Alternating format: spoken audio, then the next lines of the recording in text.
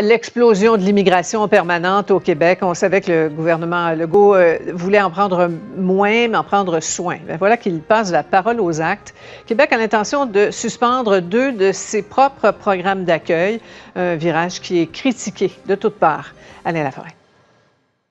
Décision importante. Après les travailleurs étrangers temporaires à bas salaire, Québec donne un autre coup de barre. On a mis un moratoire sur 2 programmes. On met sur pause le programme régulier des travailleurs qualifiés et celui du programme des diplômés de l'expérience québécoise. Il fallait le faire. Il fallait le faire pour respecter nos cibles de 2025. Car au rythme où vont les choses, Québec était sur le point de perdre le contrôle sur son immigration.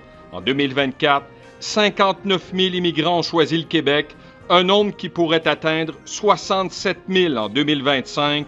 La cible pour 2026 pourrait osciller entre 43 000 et 31 000. Oui, au total, on veut réduire de 50 %.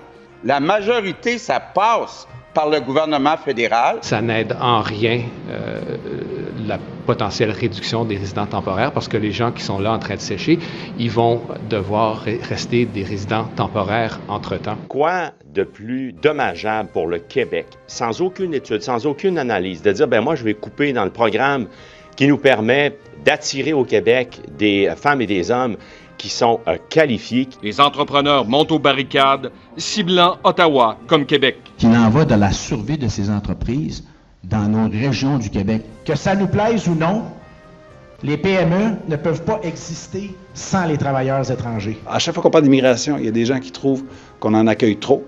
Il y a des gens qui trouvent qu'on en accueille pas assez.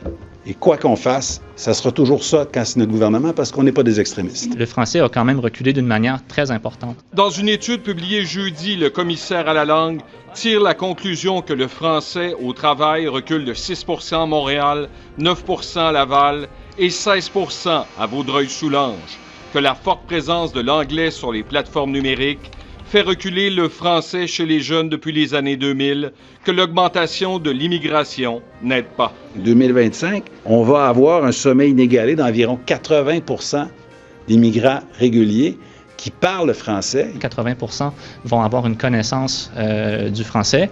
On voit que ça n'amène pas exactement les résultats dont on a besoin en termes d'usage. Alain Laforêt, TVA Nouvelle, Québec.